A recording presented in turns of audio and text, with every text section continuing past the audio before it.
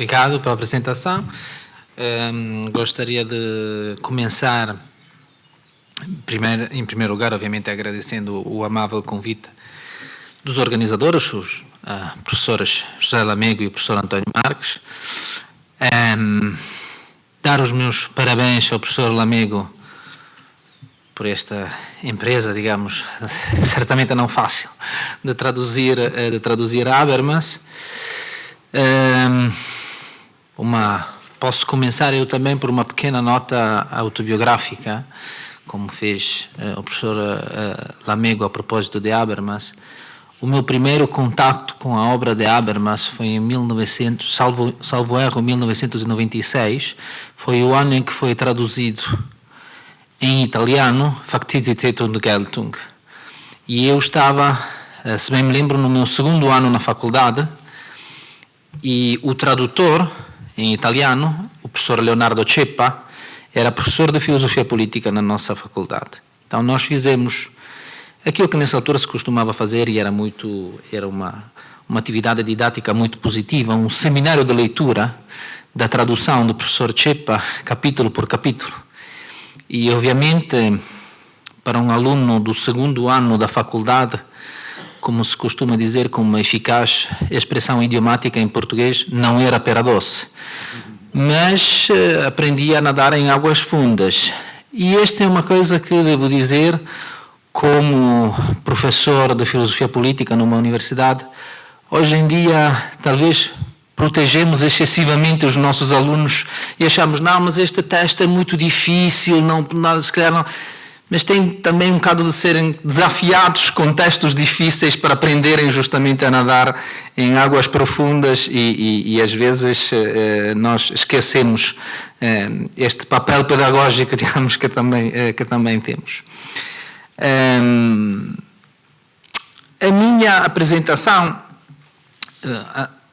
nos últimos dias pensei novamente um bocado, voltei a pensar sobre a minha apresentação e decidi fazer algumas alterações. O título não é tão ajustado como era antes, mas é suficiente acrescentar um subtítulo, digamos. Portanto, o tema continua a ser a história da filosofia como filosofia, mas acrescentaria como subtítulo Habermas, leitor de Maquiavel, um bocado para não sair da minha área de conforto, mas também porque o segundo volume do texto que estamos a debater hoje, Auch eine Geschichte der Philosophie, tem um interessante capítulo dedicado a Maquiavel, não muito grande, mas crucial, por razões óbvias, como tentarei demonstrar, porque Maquiavel é um protagonista importante desta história que Habermas tenta contar, que é a história de um processo de secularização do pensamento filosófico europeu. Mas o foco, obviamente, continua a ser Habermas, e a ideia justamente é de perceber quais são as perspectivas, mas também quais são os limites de fazer filosofia através da história da filosofia, usando a história da filosofia. Bom, há bastante anos, uma renomada filósofa analítica italiana criticava num artigo escrito por um importante jornal nacional o hábito então difuso de impingir aos alunos das faculdades de letras o estudo sistemático da história da filosofia. Tratava-se, de acordo com esta filósofa, de um estudo árido, que tirava tempo a coisas mais importantes, como o estudo da lógica e da teoria da argumentação. Com efeito, continuava, um filósofo só deveria recorrer à história da filosofia nos casos em que precisasse de esclarecer conceitos ambíguos ou relativamente obscuros, reconstruindo justamente a sua história. Com esta última afirmação, como se vê, a história da filosofia, expulsada pela porta, voltava pela janela. Esta posição, contudo, nada mais fazia senão reiterar uma separação entre filosofia e história da filosofia, condensada numa afirmação atribuída a Willard Van Orman Quine, o lógico americano, segundo o qual, filósofo analítico, segundo o qual há dois tipos de pessoas que se interessam pela filosofia: os filósofos e os historiadores da filosofia, sugerindo então que essas duas categorias são duas categorias e são necessariamente duas categorias distintas. Nas últimas décadas, esta dicotomia tem ultrapassado as fronteiras da filosofia analítica. E a convicção que se possa fazer filosofia prescindindo da história da filosofia, segundo uma abordagem essencialmente normativa, tem-se difundido noutras áreas, e em primeiro lugar na filosofia política.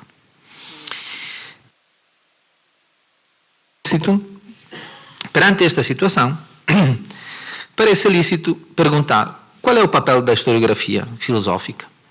Nos anos em que eu estudava na faculdade, Carlo Augusto Viano, que viria a ser mais tarde o meu orientador no doutoramento, interpretava a historiografia filosófica como um saudável contraponto ao estilo filosófico que, na sua opinião, se tinha difundido na academia italiana entre os anos 80 e 90.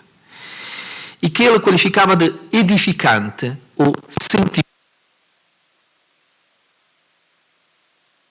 Esta é a altura do pensiero debole, literalmente pensamento débil, de Vattimo e Rovatti, che Viano considerava fundamentalmente uma tentativa mal sucedida de domesticar Heidegger e Nietzsche. Os filósofos, segundo Viano, só podiam reconhecer que tinham sido derrotados pelas ciências exatas ou duras na sua pretensão de explicar a realidade.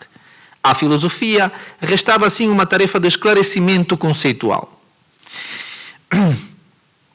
que podia ser levada a cabo com a análise linguística dos termos filosóficos ou com a atividade historiográfica.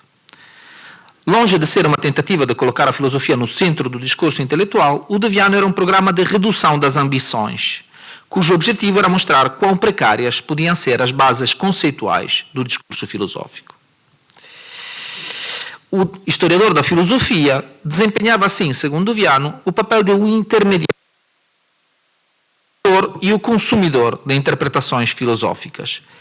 E a sua verdadeira função era, por assim dizer, a de verificar e mostrar o verdadeiro valor da mercadoria. Esta função tem, com efeito, um papel auxiliar, mas há sempre uma alternativa, e diria que é a alternativa que escolhe Habermas neste caso, a de interpretar a história da filosofia como filosofia, ultrapassando assim a dicotomia de Quine na direção de uma síntese entre as figuras supostamente opostas do filósofo e do historiador da filosofia. Gostaria de explorar esta possibilidade, limitando a minha intervenção ao meu âmbito de especialização, o da filosofia política, e, em particular, como dizia antes, levando a sério um importante capítulo do segundo volume, aquele dedicado à teoria do poder estatal, este é o título, a teoria funcionalista do poder estatal e a obra de Nicolau Maquiavel. Numa das suas páginas mais conhecidas, o proêmio ao livro primeiro dos discursos sobre a primeira década de Tito Livio, Maquiavel atribui a incapacidade de recorrer àqueles que definia como os exemplos dos antigos, atribui esta incapacidade ao facto de não haver, cito, um verdadeiro conhecimento das histórias, de não se extrair, ao lê-las, o sentido e de não se degustar nelas o sabor que em si têm. As histórias, e aqui, como é sabido, Maquiavel refere-se à historiografia em sentido geral, são assim consideradas como fonte de mera curiosidade ou de prazer intelectual, e não como exemplos que possam falar aos nossos tempos. Como se, conclui Maquiavel, o céu, o sol, os elementos, os homens tivessem mudado de movimento, de ordem e de potência relativamente ao que era antigamente. Estas linhas do proêmio do primeiro livro são geralmente consideradas como um apelo ou um manifesto de realismo político. Mas não se deve esquecer que os discursos de Maquiavel não são apenas sobre Tito Livio, mas misturam as considerações sobre os acontecimentos coevos, as histórias romanas, com referências explícitas ou implícitas aos filósofos e pensadores da antiguidade. Platão, Aristóteles, Tucídides, Políbio, Xenofonte, etc. É verdade que Maquiavel, conforme notavam também os seus contemporâneos, fazia um uso muito livre e desembaraçado das suas fontes, sem grandes escrúpulos interpretativos. isso mais próximo, talvez, dos seus intérpretes contemporâneos do que dos humanistas da sua época. Mas a verdade é também que a sua atenção para as histórias ia além da superfície dos acontecimentos, para alcançar um nível mais profundo da história das ideias políticas. É suficiente aqui pensar na referência, tácita e indireta, ao livro sexto das Histórias de Políbio e a teoria clássica das formas de governo, que sustenta como um leitmotiv toda a primeira parte da obra. Não quero, obviamente, tentar aqui paralelismos improváveis entre dois autores tão diferentes, mas não me parece descabido afirmar que há, no recente projeto historiográfico habermasiano, e aqui falamos da história das ideias, uma ambição, teria dito Maquiavel, de extrair do verdadeiro conhecimento das histórias um sentido. Aliás, não é possível encontrar algumas ligações nas diferenças entre as duas obras. Refiro-me, nomeadamente, às conhecidas páginas de Maquiavel sobre a relação umbilical entre religião e política. Com efeito, não é desconhecido a Maquiavel o papel do ritual e do mito como, usando alfabeto, um linguajar mais habermasiano, elementos de estabilização da vida social e de coesão perante os desafios colocados pelo conflito dialeticamente subjacente ao processo de socialização comunicativa. Como o próprio Habermas reconhece, o objetivo da política para Maquiavel é sedar e estabilizar uma inquietação profundamente radicada na modalidade da socialização, ou, dito em termos antropológicos, na natureza humana. No referido capítulo, contudo, Habermas lê a obra de Maquiavel essencialmente como uma expressão incipiente da evolução pós-metafísica ou pós-tradicional do pensamento europeu. Ou, como diz o próprio Habermas, como um pensamento livre de uma visão metafísica do mundo. Aliás, mais moderno do que os próprios iluministas, poder-se dizer, parafraseando Habermas, Maquiavel avança nesta direção, reconhecendo, ao mesmo tempo, num maduro processo de secularização, a função política da religião como instrumentum regni. A interpretação que Habermas dá da obra de Maquiavel, neste capítulo, é, nas suas linhas principais, tradicional. Tão tradicional, ao ponto de soar, para um leitor contemporâneo, quase desatualizada perante as interpretações mais comuns, mais difusas na academia contemporânea. Habermas insiste, com efeito, sobre o elemento de integração institucional do conflito, que, de acordo com Maquiavel, segundo a leitura de Habermas, garante ao Estado, ao mesmo tempo, estabilidade e expansão, deixando em segundo plano o elemento da pressão do poder constituinte, isto é, Habermas deixa em segundo plano, o elemento da pressão do poder constituinte da plebe sobre os poderes constituídos do Estado, pedra angular das interpretações pós-marxistas que influenciaram as interpretações mais recentes da obra do secretário Florentino.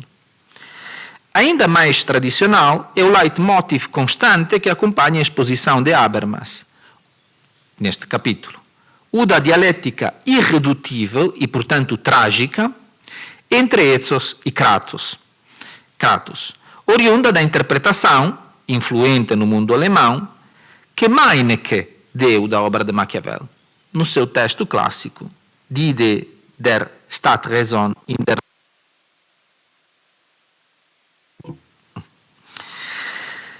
Tradicionalmente, assim, Habermas coloca Maquiavel no início de uma bifurcação sintomática do pensamento moderno, entre uma teoria normativa e uma realista do poder, perante a qual o secretário Florentino opta por uma objetivação do poder interpretado como um instrumento.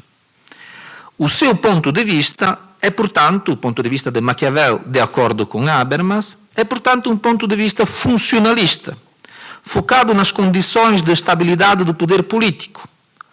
O famoso, em termos maquiavelianos, mantenere lo Stato, manter, preservar o Estado, onde em Maquiavel há sempre esta ambiguidade sobre o uso da palavra Estado. enquanto conjunto de instituições políticas, mas também ao Estado, ao poder em que se encontra e que deve defender o príncipe ou qualquer indivíduo que detenha o poder. Então, o ponto de vista de Maquiavel, de acordo de Habermas, é um ponto de vista funcionalista, focado nas condições de estabilidade do poder político e nas condições empíricas para a constituição política de uma comunidade bem ordenada, onde o realce aqui tem que ser colocado naquele empíricas, condições empíricas. O problema central desta ideia sistêmico-funcionalista do poder, como é compreensível, dado o ponto de vista de Habermas, é o da impossibilidade de resolver o problema normativo de legitimação do poder. Poder, aliás, cada vez maior do Estado moderno. Fulcro desta estratégia é, e aqui claramente a interpretação de Habermas é de veras tradicional, a rigorosa separação entre ação de governo e vínculo moral. Ou, como diz Habermas, a neutralização moral do poder. Interpretada por ele, por Habermas, como uma ruptura radical com o pensamento político clássico. Platão, Aristóteles, os estoicos, o naturalismo cristão. Assim, o projeto de Maquiavel para uma melhor constituição é normativo quanto ao resultado. E a sua concepção do poder é a de um poder abstrato e disponível, numa forma racional, em relação ao seu objetivo. Em suma, em Maquiavel, segundo Habermas, o telos da política é autorreferencial e focado no mantimento e na expansão do Estado. Habermas vê aqui, corretamente, a centralidade da contingência no pensamento de Maquiavel. Segundo uma tríade de critérios, virtude, fortuna, necessidade, que representa uma leitura mais correta, mais adequada para reconstruir o pensamento de Maquiavel do que a tradicional dialética frequentemente sublinhada entre fortuna e virtude. Ou seja, Habermas corretamente identifica o terceiro polo desta dialética, digamos, que é a necessidade, que é a contingência. Consequência desta abordagem seria uma concepção tipicamente moderna do poder como sistema autorregulado e da justificação das ações do Estado com vista ao objetivo da sua autopreservação, independentemente, portanto, de qualquer justiça intrínseca. A inovação da obra de Maquiavel estaria na deslocação do ponto de vista de uma observação participante para uma observação objetivante da esfera política, que se transforma, assim, numa segunda natureza. Trata-se de uma interessante interpretação proto-obesiana, quase, de Maquiavel, que, para funcionar, tem que prescindir do capítulo 26 do Príncipe, do último capítulo do Príncipe, a famosa exortação aos príncipes italianos para tomar a Itália e libertá-la das mãos dos bárbaros. Esta interpretação, como se sabe, não é pacífica. Gramsci, por exemplo, julgava que era justamente a partir do capítulo 26 que se devia interpretar o Príncipe, e não se devia considerar esta última exortação como um mero artifício retórico. Ainda mais interessante é a interpretação que Habermas faz dos discursos, nos quais vê, nos discursos de Maquiavel, discursos sobre a primeira década de Tito Livio, nos quais vê corretamente, e cito, a expressão de uma compreensão agonística quase vitalista do poder político. Aqui, de forma particularmente aguda, Habermas realça como em Maquiavel o poder se torna evidente apenas na sua dimensão dinâmica. A de Maquiavel, e Habermas aqui tem absolutamente razão, é sempre uma teoria dinâmica do poder, nunca uma teoria estática. A estas premissas, que parecem antecipar uma interpretação de Maquiavel como teórico do conflito, Habermas faz seguir, contudo, uma interpretação quase republicana da obra do secretário florentino. Segundo Habermas, os discursos consideram a história da República Romana como uma experiência conseguida, no seu conjunto, de superação dos conflitos. Uma, com palavras de Habermas, estabilização bem-sucedida, graças ao caráter misto da forma de governo romana. Resultado desta leitura é uma visão curiosamente estrábica sobre o realismo de Maquiavel, realçado por Habermas no caso do Príncipe e aparentemente mais reduzido nos casos dos discursos. Sintomática deste ponto de vista é a afirmação habermasiana segundo a qual os discursos, cito, revelam não apenas a recusa de qualquer forma de poder monárquico, mas também a convicção que o povo, no seu conjunto, deva ser utilizado como guardião da liberdade republicana. Uma afirmação que me parece ir além das intenções do próprio Maquiavel. A centralidade de Maquiavel numa história da filosofia como a de Habermas, cujas implicações éticas e políticas são evidentes, parece óbvia. Aquilo que realmente interessa a Habermas é a interpretação de Maquiavel como um autor que, pela primeira vez, elimina o problema da legitimação do poder do horizonte da teoria política, deixando em primeiro plano o problema da estabilização do poder. O realismo político de Maquiavel, afirma Habermas, reduz as questões de justificação normativa do poder político ao funcionamento estável de um ordenamento de poder. E isto, e diria que aqui Habermas chega ao seu ponto, ao ponto de Habermas, distrai o olhar de Maquiavel do cristianismo como, cito, fonte obstinada de legitimação do poder que não pode ser manipulada arbitrariamente. É justamente a partir desta citação, da referência ao cristianismo como fonte obstinada de legitimação do poder que não pode ser manipulada arbitrariamente, que termina o capítulo sobre Maquiavel, e esta afirmação serve a Habermas para introduzir o capítulo seguinte, que é o capítulo sobre as guerras dos camponeses alemães no contexto da reforma protestante no século XVI, no início do século XVI. Bom, voltamos à ideia de história da filosofia como filosofia. A reconstrução que Habermas faz tanto do Príncipe como dos discursos, Habermas, na verdade, cita também um dos proêmios, que são as partes mais analíticas e mais filosoficamente interessantes das histórias florentinas. Mas o capítulo, no seu conjunto, dedica-se à análise dos dois textos políticos maiores de Maquiavel, justamente o Príncipe e os discursos. Esta reconstrução é devedora de uma interpretação da obra de Maquiavel assumida antecipadamente e que permite a Habermas de incluir esta obra num sentido, num processo histórico, em que ela ocupa um lugar coerente e definido. Esta operação, do ponto de vista historiográfico, é particularmente problemática no caso de um autor não sistemático, como Maquiavel, cujo pensamento político tenciona acompanhar o caráter proteiforme do fenômeno político. Os pontos fundamentais realçados por Habermas existem, certamente, na obra de Maquiavel, mas outros tantos poderiam ser selecionados que colocariam em questão esta interpretação.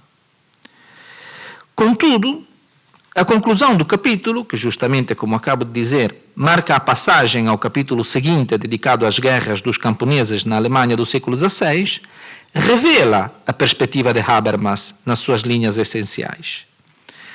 O preço pago pelo processo de secularização é a perda de sentido consequente à renúncia de uma normatividade absoluta, isto é, de uma moral concebida em termos cognitivistas. Este é o elemento da famosa amoralidade da teoria maquiaveliana. Não imoralidade, mas amoralidade. A ausência, Maquiavel diz frequentemente, não é um autor imoral, é um autor que prescinde da moral na sua obra política. Em suma, na interpretação que Habermas dá de Maquiavel, ecoa já uma crítica, que é quase uma crítica ao Estado moderno liberal, à la Böckenförde, por assim dizer, ou seja, uma crítica ao modelo de Estado que vive de pressupostos que ele próprio não pode garantir. Depende de pressupostos que ele próprio não pode garantir. As linhas que Habermas dedica ao Maquiavel, intérprete do problema religioso e da sua relação com a política, são relevantes deste ponto de vista. Uma última observação. Em particular, na sua leitura do Maquiavel crítico da religião, e em particular da religião cristã, talvez Habermas poderia ter ido além, poderia ter insistido mais na sua leitura das fontes. Esta crítica, parece-me, revela como, para Habermas, o problema de uma moral meramente intersubjetiva ou de uma normatividade meramente intersubjetiva permanece desancorado de qualquer transcendência. Segundo a crítica dirigida à obra de Habermas, em particular nos seus últimos desenvolvimentos, por Rainer Forst. Mas em Maquiavel há mais, e em particular no Maquiavel crítico da função política da religião.